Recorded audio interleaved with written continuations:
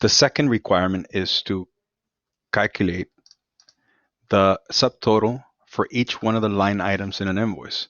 Specifically, if we look at our sales items table, that contains the transactions, the number of items that are sold, the number of unique items that are sold per invoice. So we want to find out how much is the subtotal of these two, so that when we see an invoice, we can calculate the subtotal of that. So I'm going to create a query. I do that by going to my create menu, going to my query design.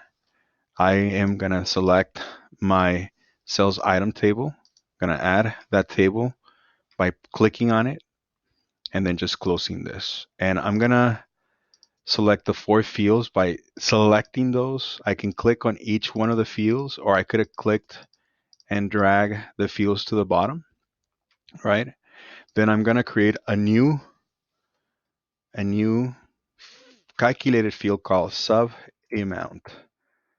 So the way I do this, let me open up a notepad so that you can see it better. So I'm going to change the format of the font to maybe 18 so you can see it better. So my sub amount, which I'm going to then copy paste over there. The way I define a calculated field is I first open a label and then followed by a colon. Then I say, what do you want to calculate? In this case, I want to calculate the quantity times unit price.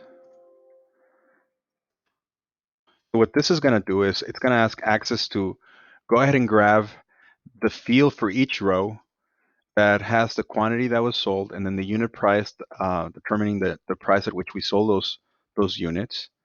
And it's going to multiply them both.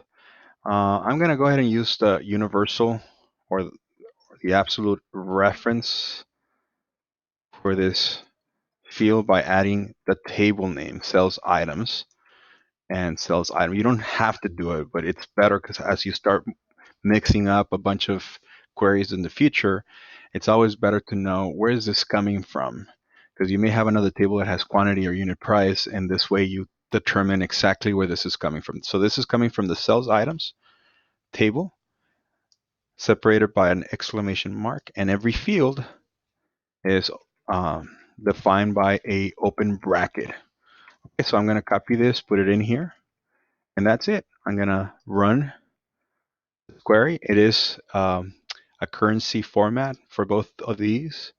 Let me see what I'm supposed to save this under. I'm supposed to save this under 01 items subtotal calculation. So you press Control S or save it, and then you can close it. And we are done with that requirement.